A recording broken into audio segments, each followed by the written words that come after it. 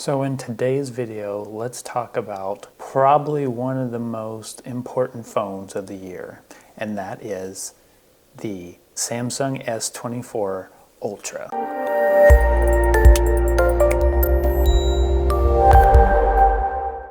So every year, this is one of the staples of pinnacles of smartphones available. We have the iPhones, we have some other major release phones of the year, but Samsung's Ultra line is always one of the phones that has the most attention of the year. It's the most rounded phone, it's the phone that has the most feature specs, the highest cameras, etc. And this year, like every other year, doesn't disappoint. But what sets it apart this year is some changes that may seem small, but are very well iterative and very well important to the overall growth of the S24 line. So with those, we're going to go over specs first and performance first. So the brand new chipset is the Snapdragon 8 Gen 3 processor in it with 12 gig of RAM in this, and that is a very well packed device with those performance peaks in it. You have no slowdowns. We also have a display that is 6.8 inches and supports 120 hertz refresh rate.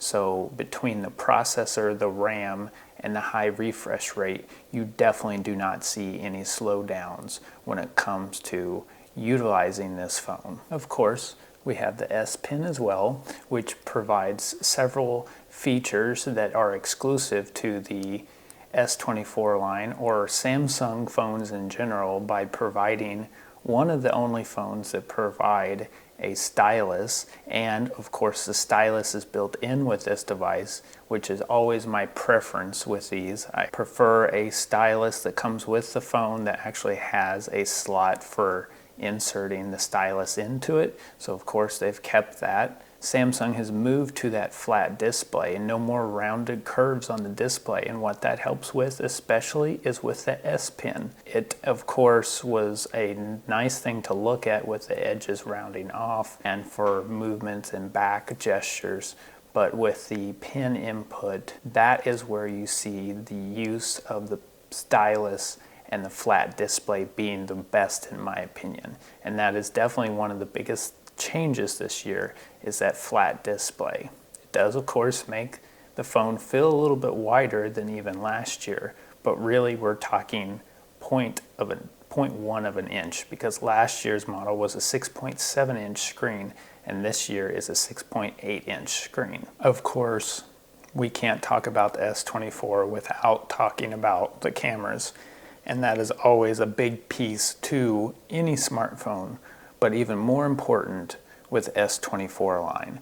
The primary Samsung phones of the year is always discussion around their cameras and what those lenses are capable of doing. So they are close to last year's model, but with a few tweaks, especially in one lens. So we still have the 200 megapixel main lens. We have a 12 megapixel ultra wide lens again, but the change is in the telephoto lens. We have a 50 megapixel telephoto lens now with 5x zoom instead of 10x. The change there is with the resolution being higher on the telephoto, we can actually crop in better even after we reach past optical zoom and be able to still have higher resolution on the images at digital because of having a higher resolution telephoto lens.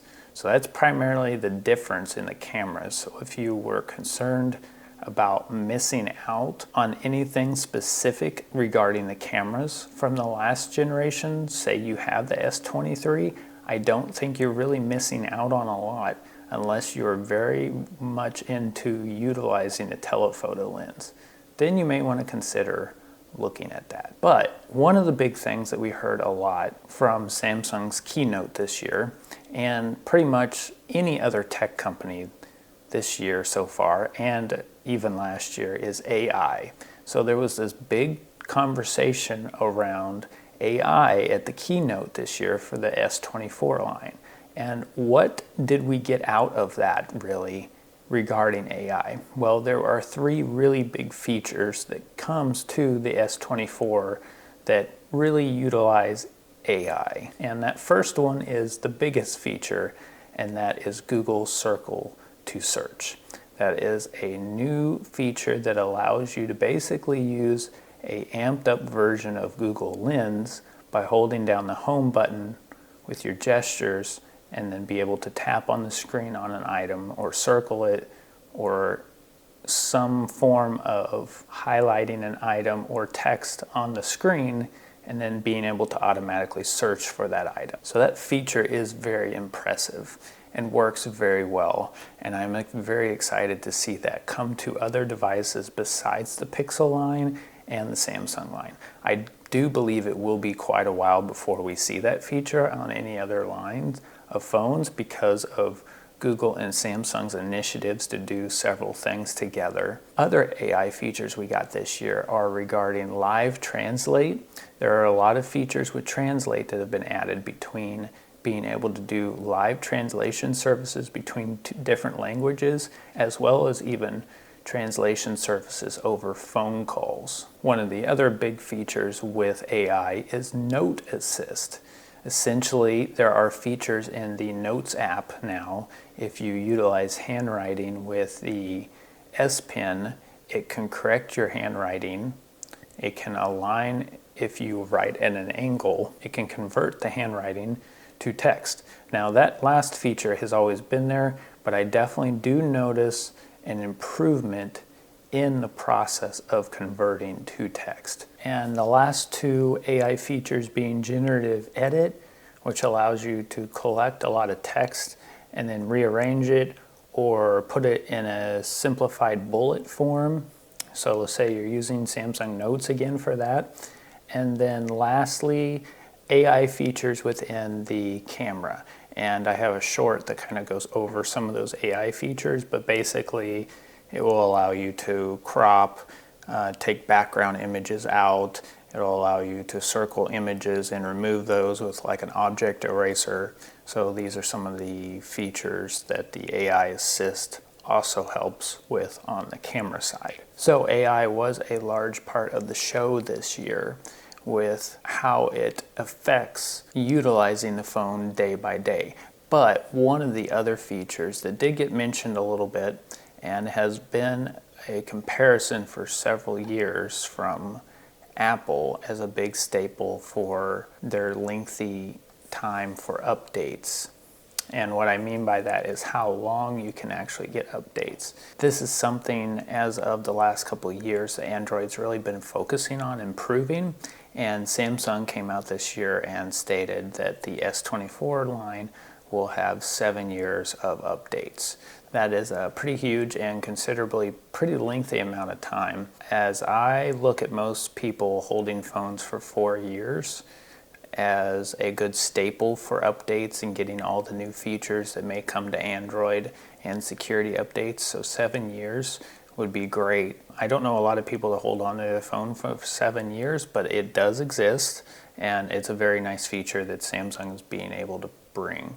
And of course, part of that is because of the power of the Snapdragon processors now and being able to keep up with the speed needed for the more intensive resources that the versions need when upgrading. Beyond even those 6 things, this phone has DeX, which is a big feature for smartphones because it basically makes your phone a desktop-like experience, something that doesn't get talked about enough with Samsung phones.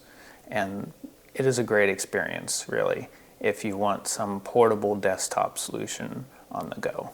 But everything isn't always perfect with any phone, even though it is near perfect with the Samsung S24 line, and in particular the S24 Ultra. And the primary issue here is the cost. It is $1,300 at the starting price with 256 gig of storage space, and increases from there depending on if you want 512 or a terabyte. That's a lot of money for a smartphone. Now, that is not out of the range of normal for smartphones this day, as that is a pretty typical price for the high-end smartphones. But there are other smartphones that's coming out that are high-end as well that definitely aren't that high. So what are you gaining with that cost? Of course, it's Samsung's flagship. It is the SPen. It's the beautiful display and the cameras, of course.